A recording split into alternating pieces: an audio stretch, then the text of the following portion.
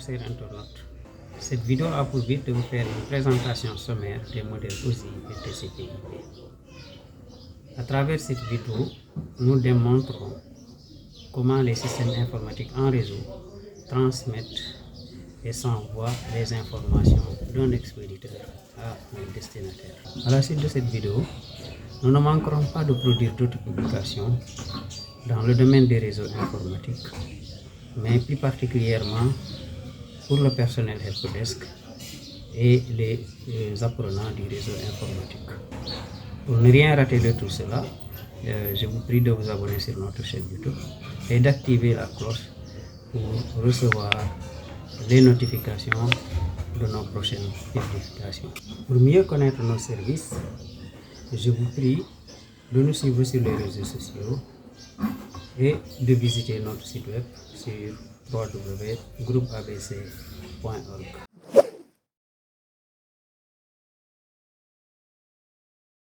Et bien voilà, nous voici sur les modèles OSI et TCP/IP.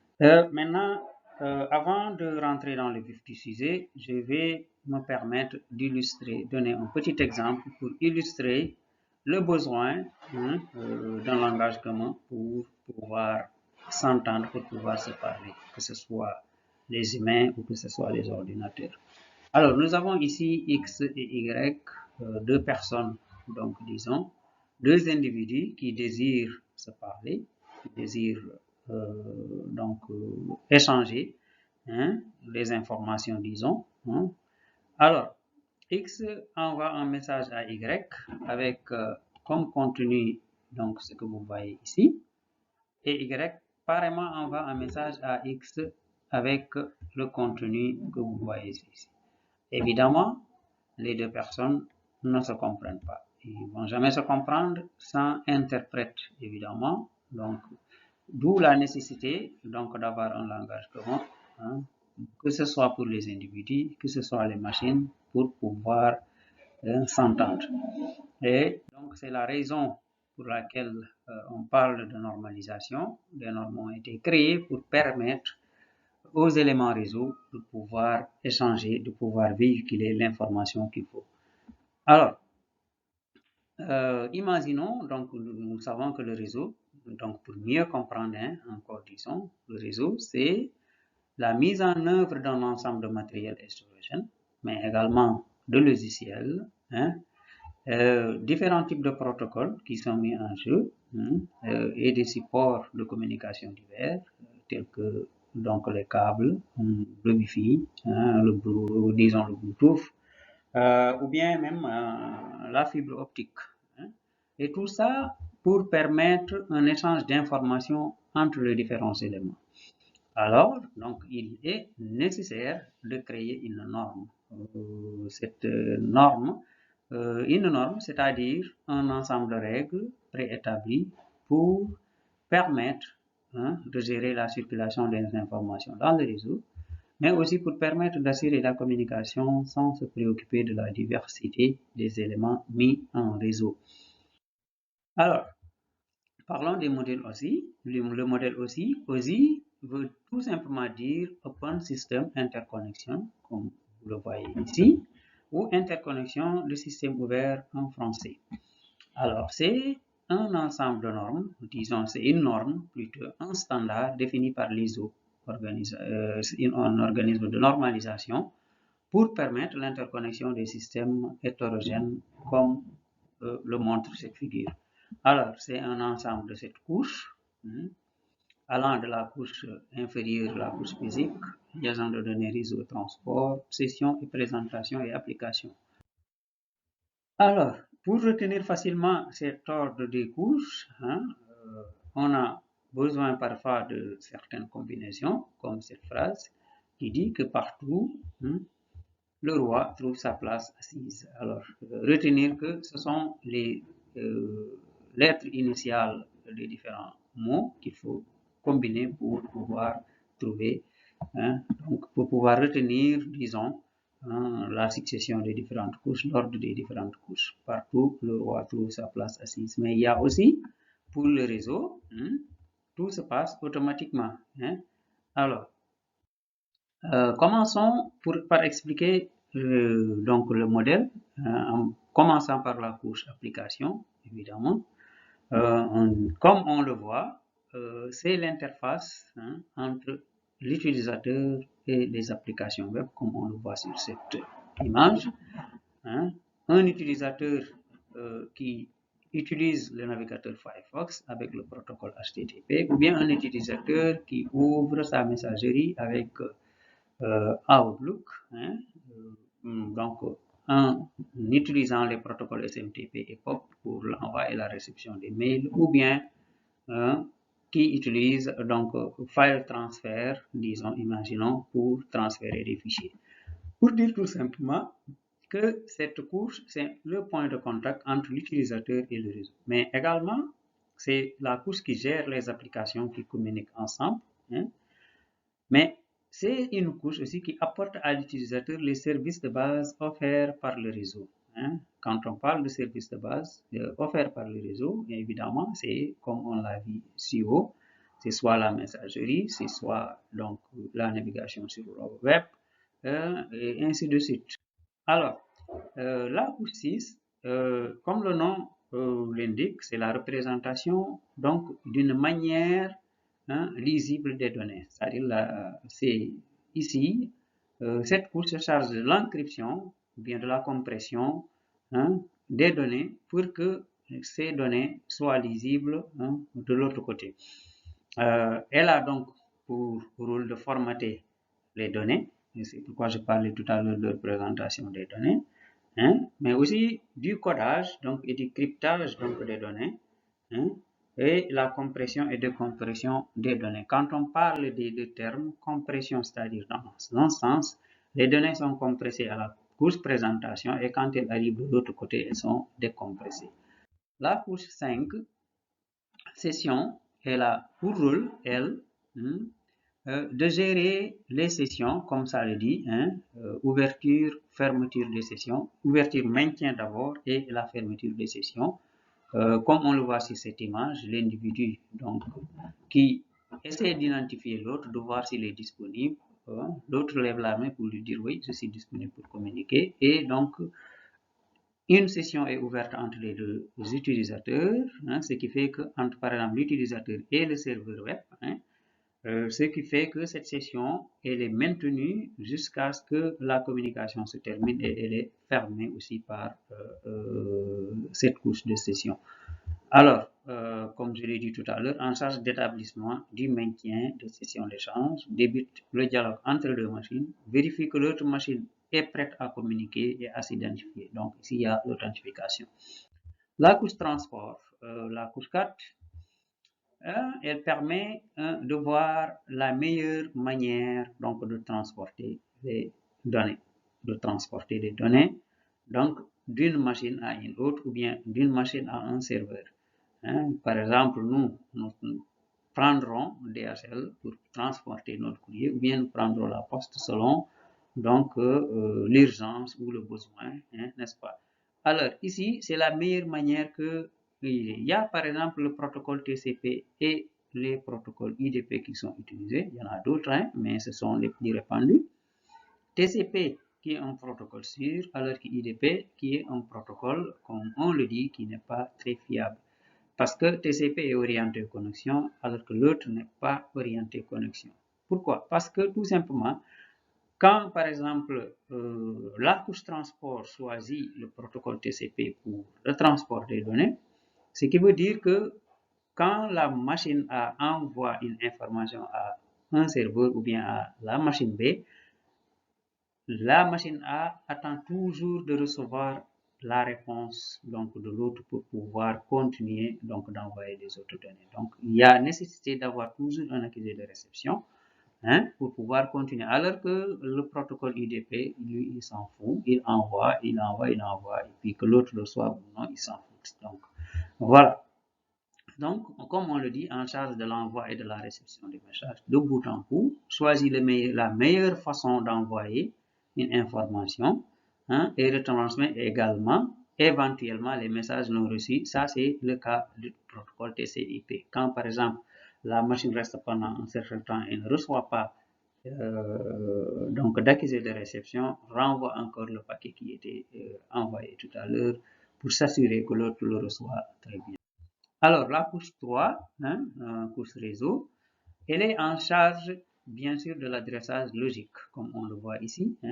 Ici, c'est la fragmentation des messages en paquets, l'acheminement des messages en trouvant le chemin vers la destination. C'est pourquoi on a mis routage. Vous savez bien que les routeurs déterminent le meilleur chemin pour transporter les paquets dans le réseau.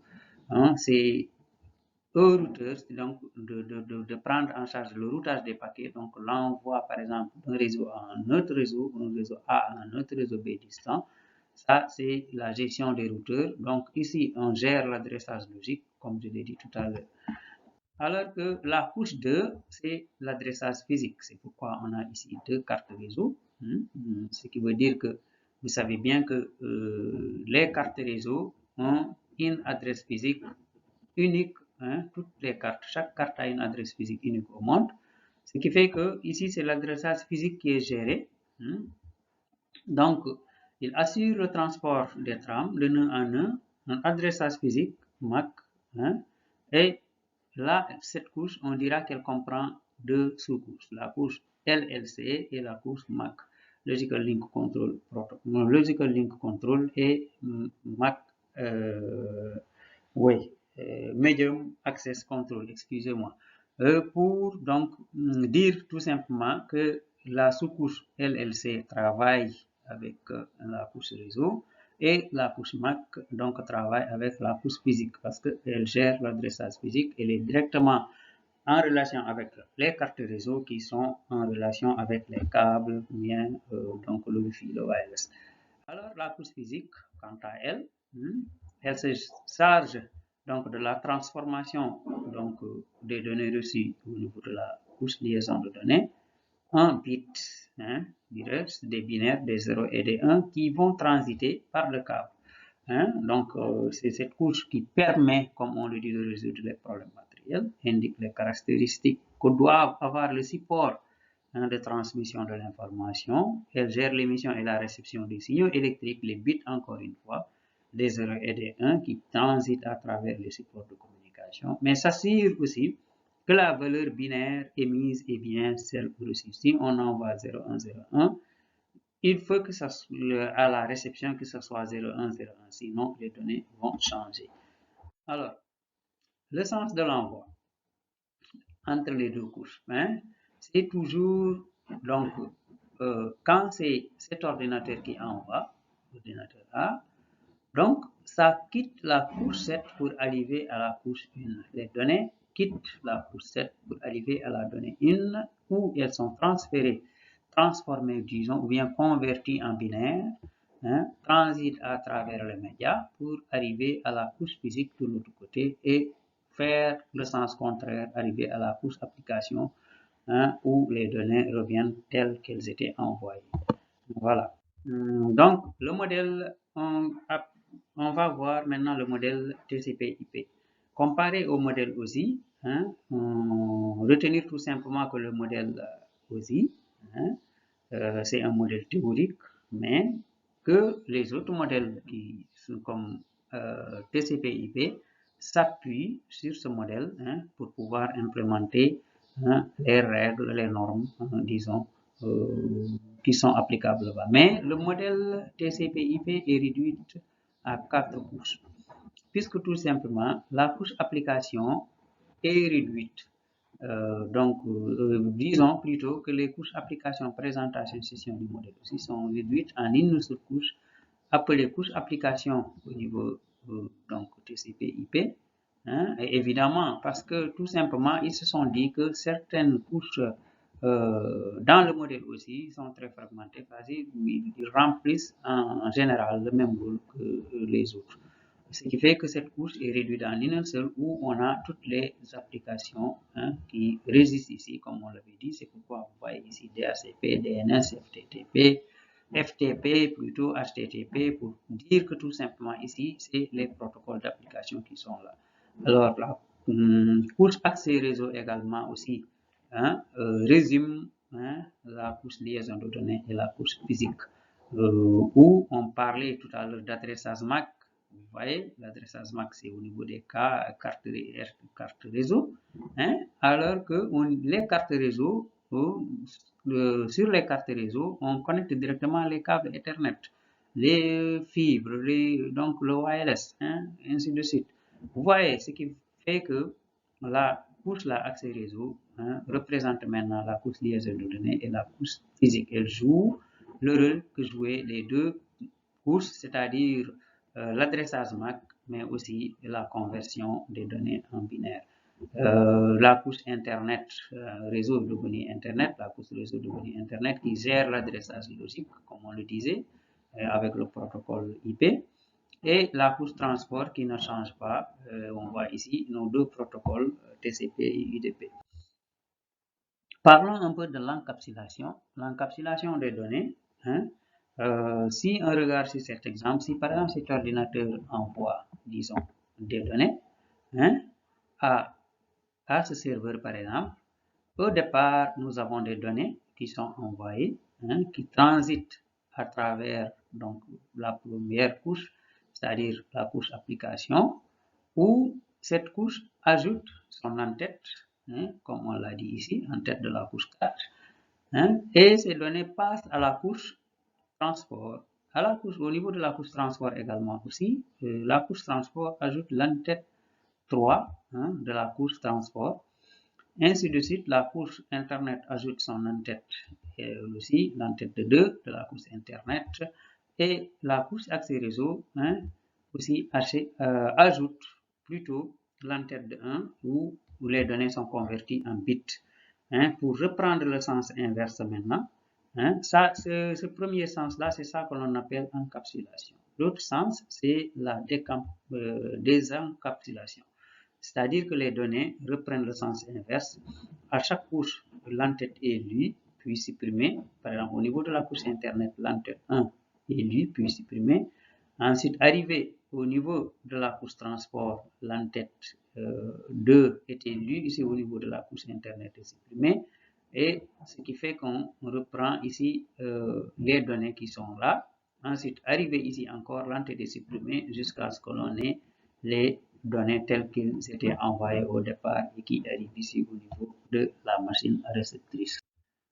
Alors, c'est pourquoi nous avons besoin de comprendre ce qu'on appelle PDI. PDI, c'est unité de données de protocole, protocole data unit. Comme on l'a vu tout à l'heure quand on a envoyé sur quand les deux par exemple les deux ordinateurs, l'ordinateur a envoyé à l'ordinateur B, que les données prenaient sous différentes formes avec les différentes en-têtes qui étaient ajoutées à chaque couche. Ce qui veut dire qu'on a des appellations au niveau de chaque couche. Au niveau de la couche application, là où la couche application ajoute l'en-tête d'application, donc ici les données sont appelées messages, sont devenues messages, et le message est devenu un segment au niveau de la couche transport. Au niveau de la couche Internet, c'est devenu datagramme, et ensuite c'est devenu tram. Rappelons que datagramme, parfois on voit la notion de paquet. Ok, donc tram au niveau de la couche accès réseau et bit maintenant au niveau des médias. Voilà, donc c'est ça. Maintenant, en regardant les couches inférieures. Les couches inférieures, c'est la couche physique, liaison de données, réseau. Au niveau de ces couches, qui sont parfois appelées couches matérielles, nous retrouvons non seulement en plus des câbles, nous retrouvons les switches. Le switch, lui, n'interagit qu'au niveau de la couche physique et de la couche liaison de données parce que le switch n'a besoin que de l'adresse MAC, par exemple, de l'ordinateur ou bien de la tablette pour communiquer avec d'autres serveurs. Maintenant, nous avons aussi l'autre, c'est-à-dire le routeur qui interagit lui jusqu'au niveau 3, donc jusqu'à la couche 3, couche de réseau, parce que vous savez que le routeur gère le protocole de routage, donc le protocole IP qui est au niveau de la couche réseau, hein, ce qui fait que le routeur, lui, a besoin des adresses IP pour router les différents paquets. Et voilà. Je pense que c'est l'essentiel, tout ce que nous avions à vous présenter. Et je vous dis merci. À bientôt. Avez-vous des questions? Voilà. Sur le commentaire, s'il vous plaît.